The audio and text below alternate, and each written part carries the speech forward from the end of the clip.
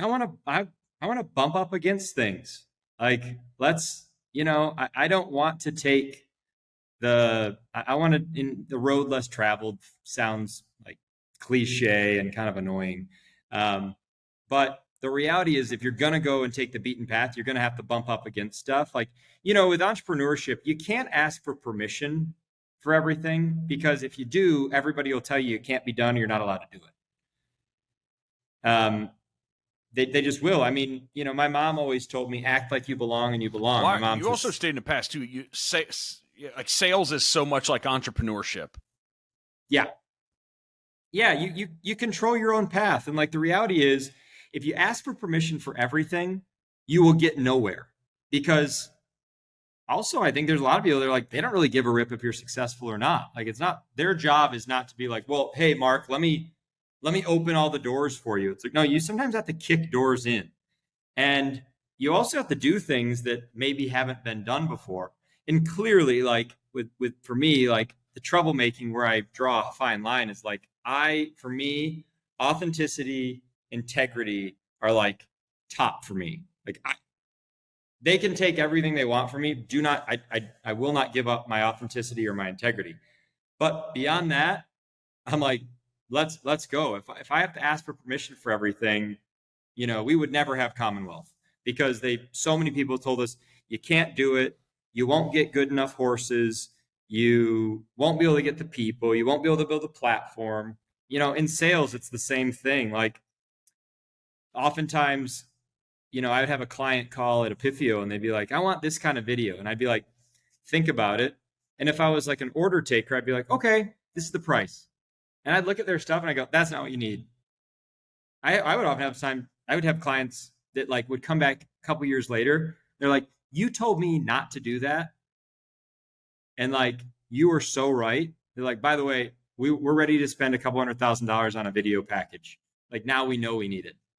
And so that's the kind of troublemaker side, I think, that has served me well, where it's just like, yeah.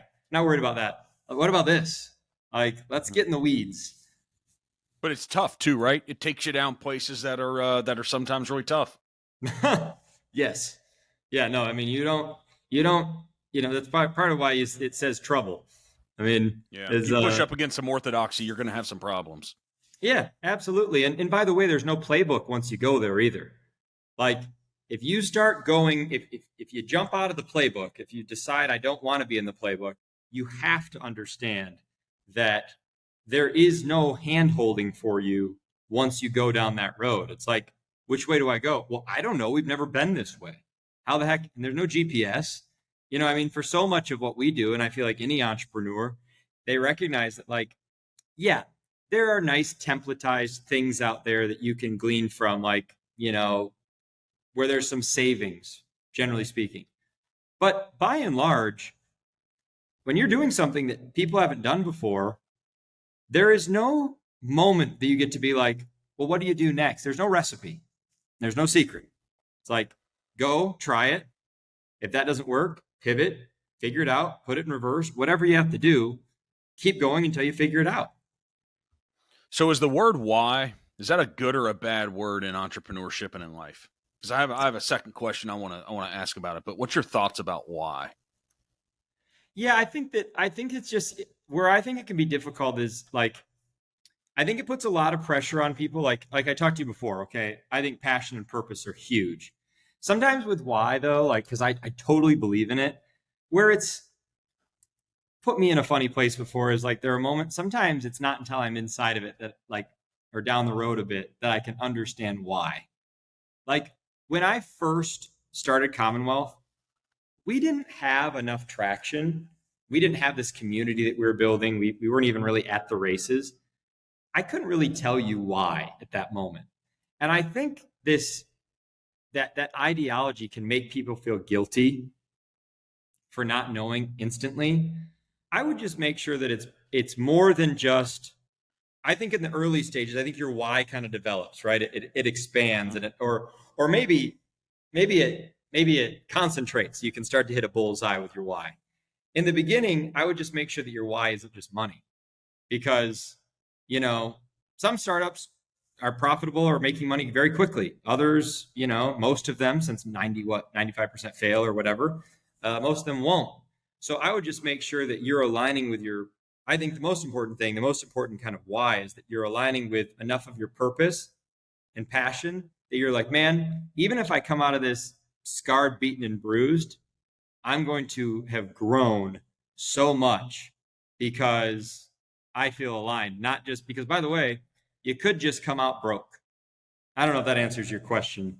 Yeah, I think so. So here's the question too. Like because I'll be real. I've been doing this. The company I started that I'm running now, that is really takes up the 95% of my time, is it's a real estate company. I started 15 years ago.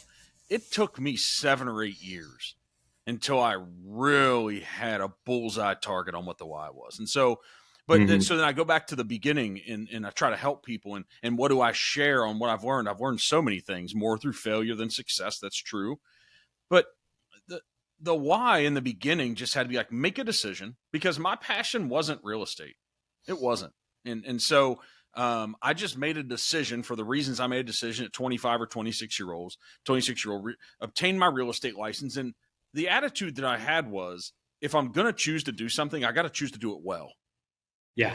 And choosing to do it well means a lot of different things, but it means a time commitment. It means that you're going to be willing to overcome obstacles. It's going to, like, when everybody tells you can't, you're going to keep going. Like, guys, I made a decision. So I'm not giving myself a so-called backup plan. I'm not doing that, because if you do, there's a lot of off ramps that you're going to take when it gets hard. I've learned that. And so when you choose to do something, and it's like, well, Mark, what if I fail? Like, when should I quit? Because I talked to somebody recently about quitting. And if I look back on my life, we've all quit at some things. Just the older you get, the more significant those quits become. Mm-hmm. And at least that's the experience of my life. It's like it gets more serious. And I just want to make sure that now when I choose to do something, that I see it through.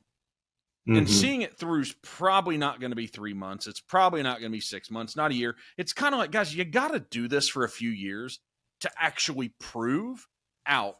Should you have done it? Do you have the skills? Do you have the talent? And so all those people that are questioning, like everybody you talk to, man, you went through it. I went through it. Everyone. There's all these people that doubt and question what we're doing. This is another form of why. Why do you think that is?